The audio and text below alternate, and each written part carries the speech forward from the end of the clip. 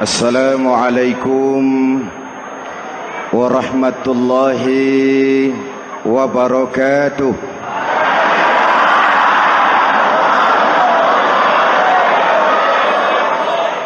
Alhamdulillahi rabbil alamin. Wassalatu wassalamu ala ashrafil mursalin Sayyidina wa maulana Muhammadin wa ala alihi wa sahbihi ajmain, amma ba'du. Para ulama yang saya muliakan, hadirin hadirat ma'asyiral muslimin yang saya cintai, banyak kita alami perubahan-perubahan yang terjadi, baik perubahan yang menyangkut sosial budaya, lebih-lebih yang menyangkut sosial politik. Yang tidak banyak mengalami perubahan adalah sosial ekonomi. Bahkan angka kemiskinan kita naik menjadi 3/5 dari total penduduk kita hidup di bawah garis kemiskinan, dan 20% diantaranya miskin mutlak.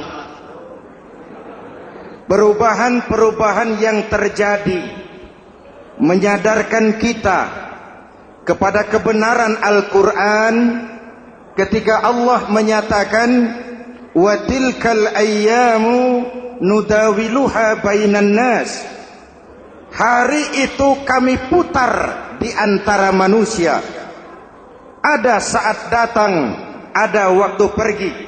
Ada hari lahir, ada saat kembali, ada waktu dilantik, ada saat menyerahkan jabatan. Hari kami putar di antara manusia dan hidup cuma sekadar menunggu giliran. Soalnya kemudian di tengah perubahan-perubahan yang terjadi begitu cepat, what must we do now?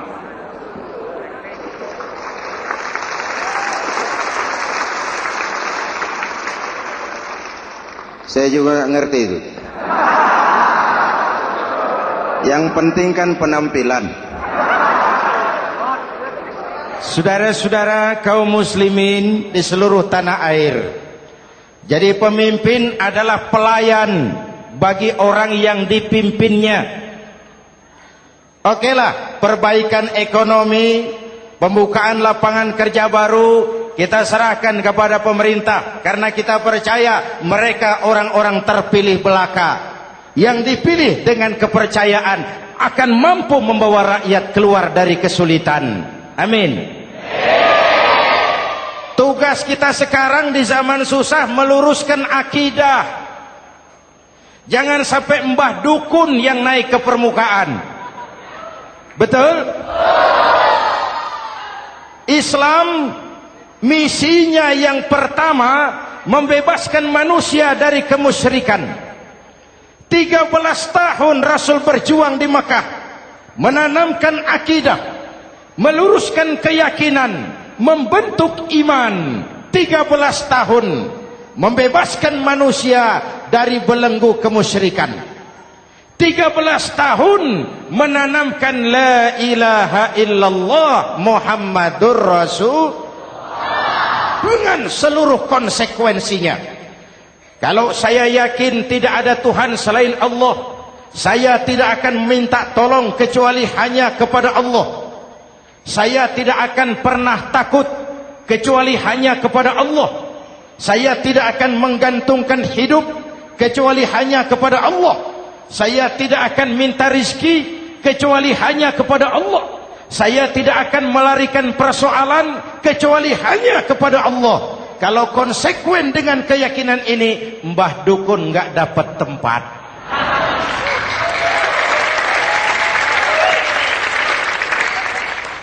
Akur?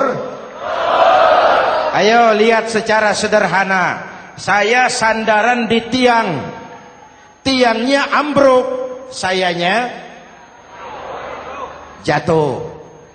Saya sandaran di tembok, temboknya runtuh, saya juga runtuh.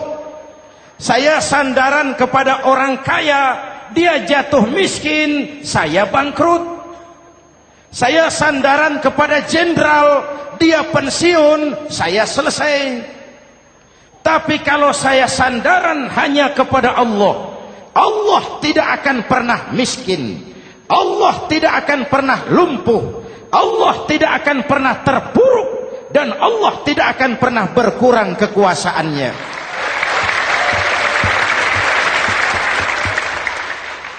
Maka umat Islam, sesulit apapun zaman yang kita hadapi, Allah juga tempat kita bersandar. Jelas? Selama ini kita iman dalam ucapan, tapi sekuler dalam perbuatan. Di masjid ada Allah, di kantor Allah tidak ada, maka korupsi merajalela.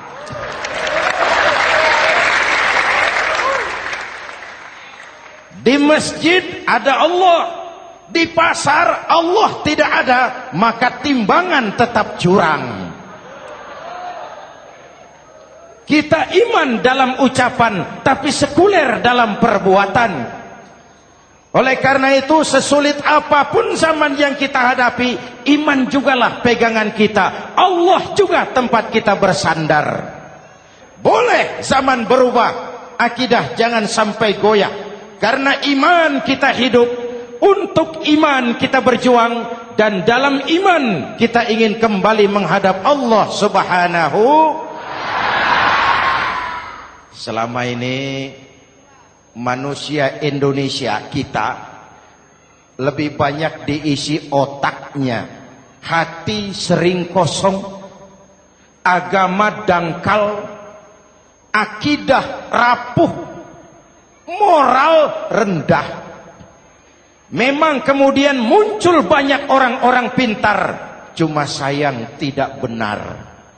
Indonesia kita bangkrut, Indonesia kita terpuruk, Indonesia kita sakit parah kalau diurus orang yang cuma pintar tapi tidak benar.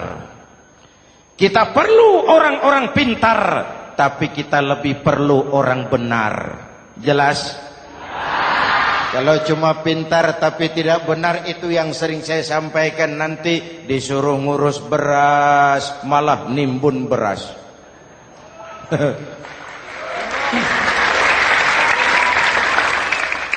Disuruh ngurus laut malah jadi bajak laut. Disuruh ngurus hutan rame-rame jadi orang hutan. Jutaan hektar hutan Indonesia kita ini merupakan kekayaan sumber daya alam kita yang harus digunakan bagi sebesar-besar kemaslahatan rakyat. Yang disuruh ngurus hukum malah bikin hukum seperti pisau, tajam ke bawah, tumpul ke atas. Jangan heran lalu di masyarakat muncul street justice, pengadilan jalanan, sebagai refleksi dari ketidakpuasan melihat sikap hukum yang sangat berpihak. Kalau yang kecil salah, hukum cepat-cepat ditegakkan.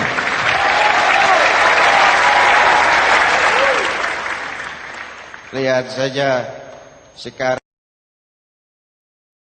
sekarang ini kalau orang terkenal banyak uang punya masalah, antri yang bela. Betul?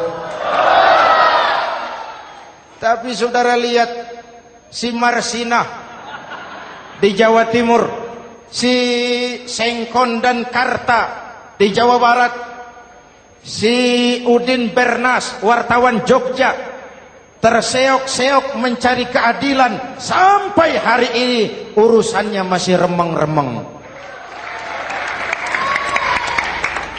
Kenapa bisa begitu? Jawabannya sederhana, tidak ada fulus. Ada fulus mulus, tidak ada fulus manfus. Betul? Jangan sampai para penegak hukum kita terjebak pada lagu baru, maju tak gentar membela yang bayar. Biar bertentangan dengan nurani, biar bertentangan dengan public opini, biar bertentangan dengan rasa keadilan. Siapa yang bayar, itulah majikan. Mau benar atau salah, belain terus.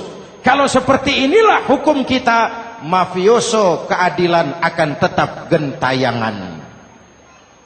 Hadirin yang saya hormati, 13 tahun beliau berjuang di Mekah, meluruskan keyakinan, memantapkan akidah, meneguhkan iman. Dari situ segalanya dimulai, dan ke situ segalanya akan menuju. Intan paling mahal, mutiara paling berharga, tidak lain adalah nilai-nilai keimanan. Kalau itu sudah tergadai, apalagi yang bisa kita banggakan dalam kehidupan ini? Kita merasa harta kita berharga, belum ada artinya ketimbang iman. Kedudukan kita punya nilai pun belum ada artinya ketimbang dengan nilai-nilai keimanan. Itu intan paling mahal, itu mutiara paling berharga. Harta baru ada manfaatnya kalau dilandasi dengan iman. Jabatan dan kedudukan baru terasa gunanya kalau dilandasi dengan keimanan. Kalau jabatan lepas dari iman, yang akan lahir Fir'aun baru. Jelas? Kalau harta terlepas dari iman, yang akan muncul adalah konglomerat Korun. Kalau ilmu pengetahuan terlepas dari nilai dasar keimanan, maka yang akan muncul adalah ilmuwan pelacur yang menyalahkan yang benar, membenarkan yang salah untuk kepentingan pribadi. Dan kondisi seperti itu tidak akan membuat kita makin sehat. Oleh karena itu, pada kesempatan ini, pesan pertama saya, menghadapi zaman susah, tetap jaga akidah, tetap pelihara keyakinan. Kesulitan bukan untuk ditakuti, untuk diatasi. Hidup adalah kerja keras, bukan keajaiban. Perubahan tidak akan datang hanya dengan simsalabim abragadabra. Perubahan tidak akan muncul hanya dengan berandai-andai. Perubahan tidak akan turun dari langit seperti turunnya embun di waktu malam. Perubahan adalah kerja keras, sehingga Al-Quran membimbing kita, innallaha la yughayyiru ma biqaumin hatta yughayyiru ma bi anfusihim. Allah tidak akan mengubah keadaan suatu bangsa kalau mereka tidak mau mengubah apa yang ada di dalam diri mereka. Yang ada di dalam diri itu rule of thinking, state of mind, cara kita berpikir, cara kita memandang kehidupan, cara kita mengatasi persoalan. Hadirin yang saya hormati, inilah iman. Berangkat dari ini kita menyadari, ini ujian buat kita rakyat. Dan kita rakyat Indonesia ini kalau sama susah sih sudah kenyang. Ya Pak? Ya Pak? Kita ini sebagai bangsa mengalami apa yang disebut oleh Bung Karno up and down. Naik, turun, timbul, tenggelam, pasang, surut. 350 tahun dijajah oleh Belanda, kita susah. Berangkat Belanda masuk Jepang, susah lagi. Pergi Jepang, datang nikah, susah lagi. Lalu kita merdeka, dirongrong oleh berbagai pemberontakan, susah lagi. Makan bulgur, antri minyak. Lalu PKI berontak, susah lagi. Muncul orde baru, lama-lama susah lagi. Orde baru selesai, naik reformasi, mulai repot nasi, susah lagi.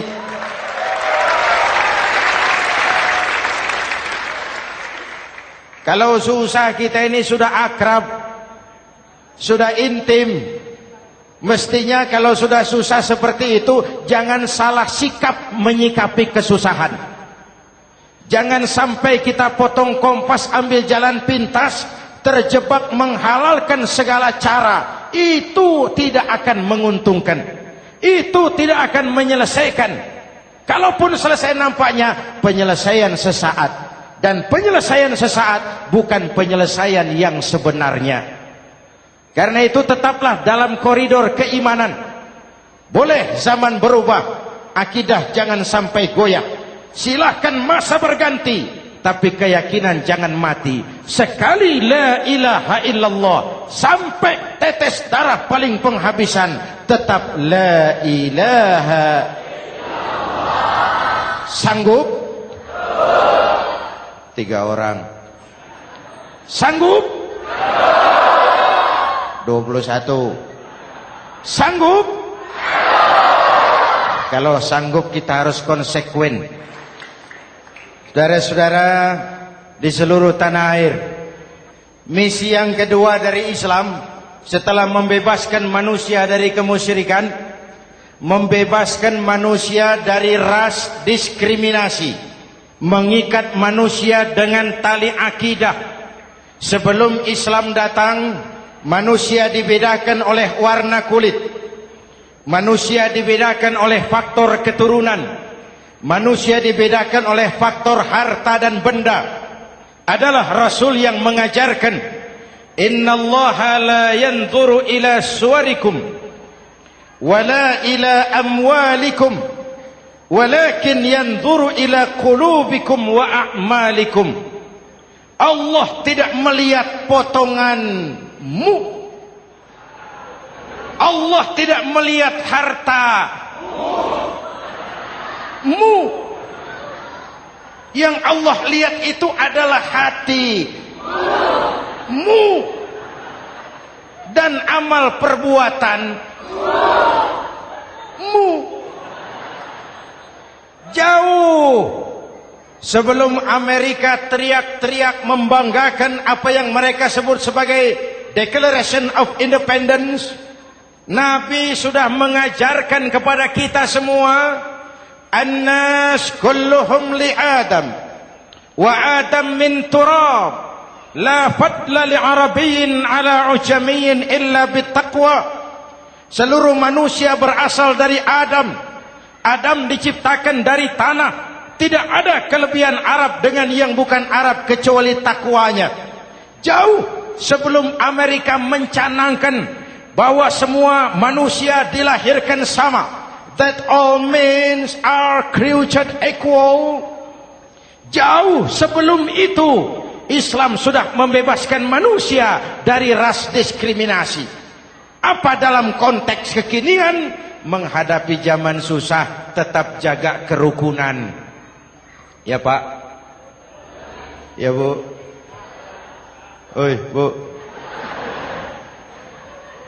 Menghadapi zaman susah tetap jaga kerukunan, baik antar umat seagama, antar umat beragama, maupun antar umat beragama dengan pemerintah.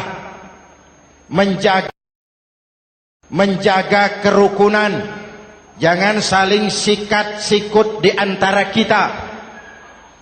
Sebab kalau sudah rukun, saya ajak berhitung. 1 ditambah 1 sama dengan, itu matematika namanya, hasilnya pasti. Tapi angka sosial hasilnya aneh. Saya ubah jadi angka sosial. Ayo kita berhitung lagi. 1 orang takut ditambah 1 orang takut sama dengan 2 orang setengah berani. Kenapa setengah berani? Karena sudah berdua. Tadi kan takut sendiri. Kalau sama-sama takut berkumpul jadi setengah berani. Kalau ditambah 1 orang takut lagi, 1 orang takut ditambah 1 orang takut ditambah 1 orang takut sama dengan 3 orang berani. Kenapa jadi berani? Karena sudah bertiga. Kita yang lemah, kita yang marginal, kita yang dikucilkan, bahkan kita yang dilecehkan, kalau mau rukun kita akan kuat dan tidak bakal dipermainkan orang.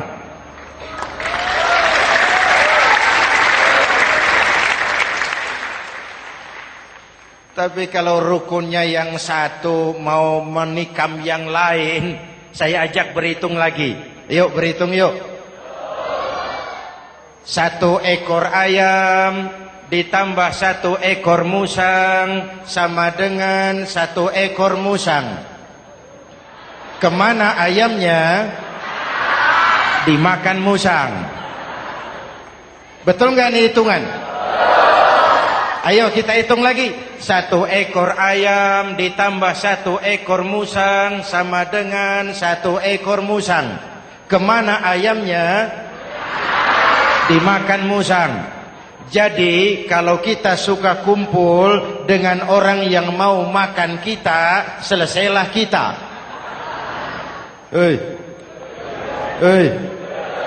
Maka kalau merasa kita ini ayam, yuk kumpul sama-sama ayam, pulang ke kandang ayam.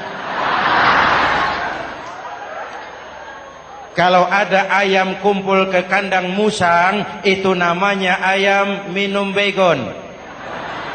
Jelas? Menjaga kerukunan. Pertama, antar umat seagama, sesama muslim harus saling menjaga, harus saling memelihara. Baik dia muslim yang jadi kapolri, baik dia muslim yang jadi kasat, baik dia muslim yang jadi pengusaha, baik dia muslim yang jadi petani, nelayan, guru, semua komit menjaga semangat kebersamaan, rukun antar umat seagama. Jelas? Jelas? Hadirin yang saya hormati, atas dasar itu saya ingatkan kembali, kita semua ingin persoalan terorisme dilepaskan kaitannya dari agama manapun. Tidak ada kaitannya terorisme dengan Islam, dengan Kristen, dengan Hindu, dengan Buddha. Tidak ada kaitannya terorisme dengan pondok pesantren.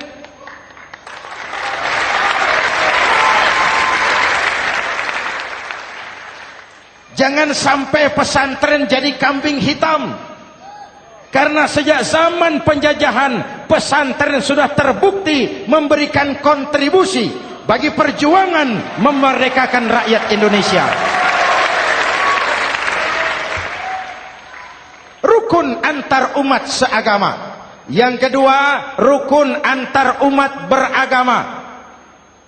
Islam ini rahmatan lil jangankan manusia walaupun berbeda agama, binatang saja dihormati. Ada hadis, fa iza zabahtum fa ahsinuz zibhata. Kalau kamu menyembelih hewan, sembelihlah dengan cara yang terbaik.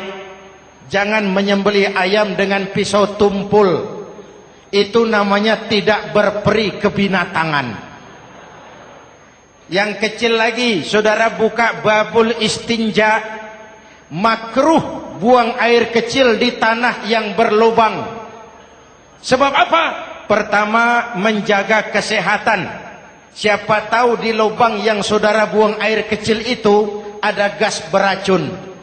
Kalau tidak, melindungi binatang yang ada di dalam lubang. Siapa tahu di lubang yang saudara buang air kecil itu ada semut sedang rapat membahas terorisme. Apa dosanya lalu mati dikencingi? Ini namanya rahmatan lis semut. Binatang saja dilindungi. Maka perbedaan agama tidak harus menyebabkan kita bertolak belakang. Perbedaan agama bukan alasan untuk saling bermusuhan. Apalagi kita sudah menyadari tentang kemajemukan kita, tentang kebinekaan kita, tentang keragaman kita. Rukun antar umat beragama.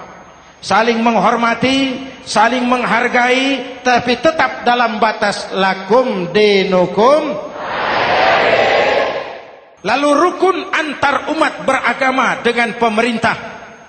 Hadirin yang saya hormati, yang benar kita dukung, yang salah kita perbaiki dan kita tegur menurut cara-cara yang diajarkan oleh agama kita. Dan sholat berjamaah, pendidikan bernegara yang paling bagus. Tadi kita sholat ada imam, ada makmum, betul? Makmum wajib ikut imam kalau imam benar sholatnya. Rakyat wajib ikut pemimpin kalau pemimpin benar mimpinnya. Masyarakat Islam ini loyal. Masyarakat Islam ini bukan pemberontak. Masyarakat Islam ini taat dan setia. Kapan? Kalau imamnya benar. Imam takbir, makmum. Imam ruku, makmum. Imam i'tidal, makmum. I'tidal. Imam sujud, makmum. Tapi kalau imam keliru, mestinya imam ruku malah sujud. Salah imam ini. Tegur. Siapa yang wajib negur? Makmum yang saf terdepan. Anggota DPR.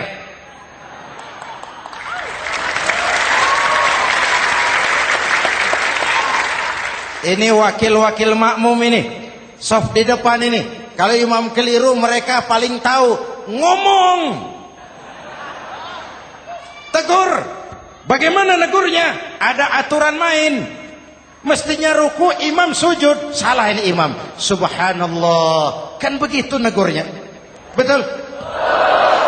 Tidak boleh juga imam keliru, makmum emosi. Main pegang. Woi, makmum salah. Hoi, hoi. Kacau sholat. Betul? Anggota dewan ini, saf di depan. Itu kalau imam keliru. Satu saat imam buang angin. Namanya manusia bisa buang angin toh. Apa makmum lalu berkata, demi kesetiaan saya kepada imam, imam buang angin, saya lebih keras lagi. Itu namanya fanatisme buta, loyalitas yang goblok. Imam buang angin, minggir. Iyyaka na'budu wa iyyaka nasta'in. Sampai situ imam buang angin, minggir imam. Lalu saf yang di depan maju. Tidak usah bikin sholat baru, teruskan pekerjaan imam. Ihdinas siratal mustaqim. Teruskan. Kenapa? Kalau bikin sholat baru lagi, nanti buang angin lagi. Bikin lagi sholat. Kapan selesainya sholat? Kapan selesainya membangun negara ini? Yang penting imam tahu diri, buang angin, minggir.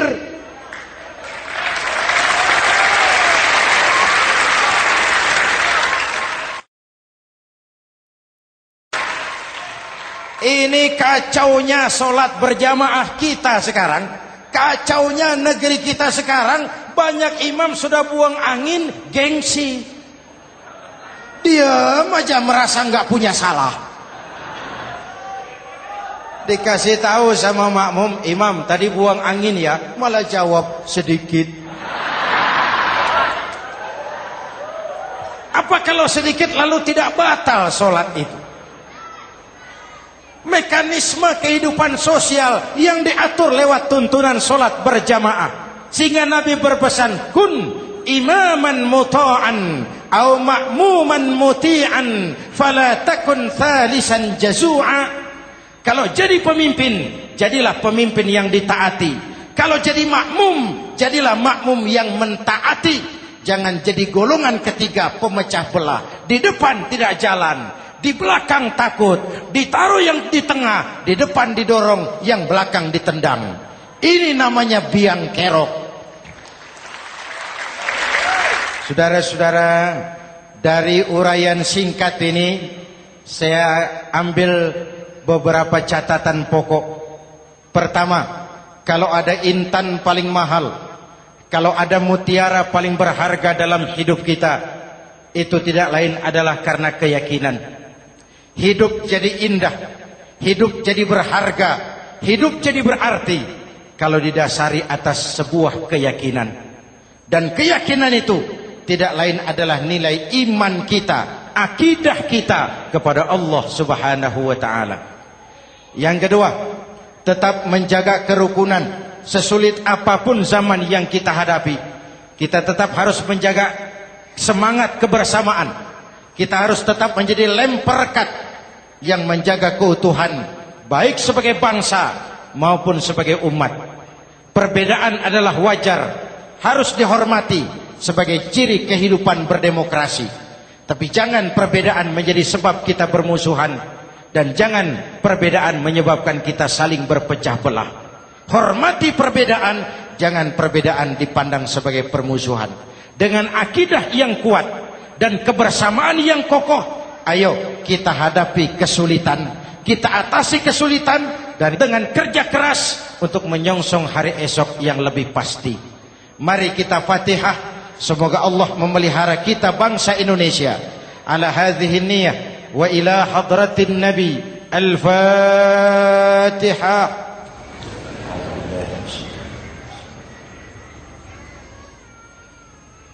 Iyyaka na'budu wa iyyaka nasta'in. Ihdinas siratal mustaqim. Siratal ladzina an'amta 'alaihim. Bismillahirrahmanirrahim. Amin. Alhamdulillahi rabbil alamin. Allahumma salli wa sallim mubarak ala sayyidina Muhammadin wa ala alihi wa sahbihi ajma'in. Allahumma rabbana taqabbal minna salatana wa siyamana wa qiyamana wa takhashu'ana wa ta'abbudana wa tammim taksirana ya arhamar rahimin. Allahumma aslih man fi salahihi salahul muslimin. Allahumma ahlik man fi halakihi salahul muslimin. Allahumma rabbana la tu'akhizna in nasina aw akhtana. Rabbana wa la tahmil alaina isran kama hamaltahu ala alladhina min qablina. Rabbana wa la tuhammilna ma la taqata lana bih wa'fu 'anna waghfir lana warhamna anta maulana fansurna 'alal qaumil kafirin. Allahumma ij'alna minas su'ada'il maqbulin wa la taj'alna minal ashqiya'il mardudin. Afdalu ma qultuhu ana wan nabiyyuna min qabli. La ilaha illallah.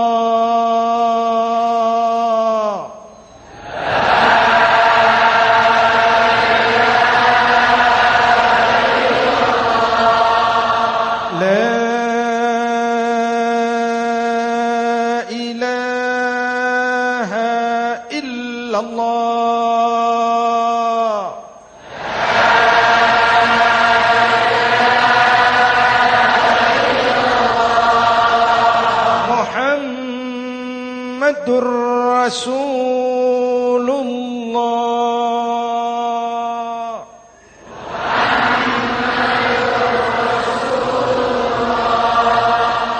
Sallallahu alaihi wa alihi wa sallam. Kalimatu haqqin 'alaiha nahya wa 'alaiha namut wa 'alaiha wa biha nub'atsu insyaallah minal aminin minal aminin minal aminin rahmatika ya arhamar rahimin.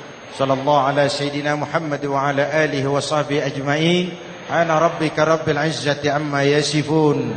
Salamun alal mursalin. Walhamdulillah rabbil alamin. Jumpa lagi di lain kesempatan insyaallah. Wassalamualaikum warahmatullahi wabarakatuh.